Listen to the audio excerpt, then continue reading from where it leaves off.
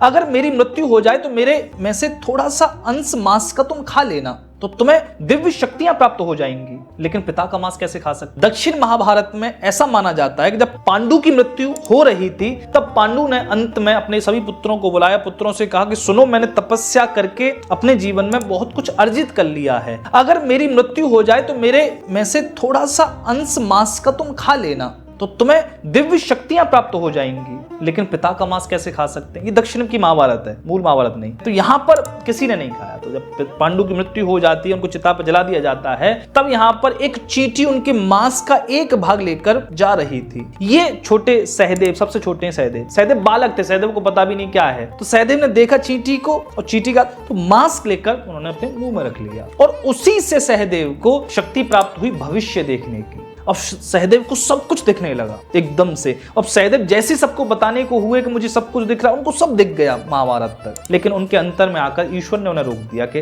तुम्हें बताना नहीं है। कब बताओगे? जब तुमसे कोई पूछेगा। तो सहदेव से कभी किसी ने पूछा ही नहीं। युधिष्ठिर से पूछते हैं, अर्जुन से पूछते हैं, भीम, लेकिन सहदेव तक कोई पहुंचता ही नहीं। सहदेव तो सबसे छोटे हैं। तो किसी ने कोई सही प्रश्न सहदेव से पूछा ही नहीं। सहदेव हमेशा विचलित रहे कि कोई पूछ ले, सहदेव से कोई नहीं पूछता। तो सहदेव भविष्य देख सकते थे और विदुर भविष्य देख सकते थे। ये दो थे जो आगे भविष्य को देख सकते थे। तब सहदेव ने क्या देखा कि सहदेव जो भविष्य देख रहे हैं उसको आम आदमी भी देख सकता है, अगर वो घटनाओं के क्रम को जरा बारीकी से देखे, आदमी के स्वभाव को देखेगा, परिस्थिति को देखेगा, तो वो भविष्य प्रेडिक्ट कर सकता है। इसी से एस्ट्रोलॉजी बनती है। आपके ग्रह नक्षत्र तारे किस तरीके से, किस समय, कैसी अवस्था में है, इससे भी बनती है, और आप किस तरीके से व्यवहार कर रहे हो उससे भी। तो ये सहदेव के पास ऐसी क्या थी? शक्ति थी।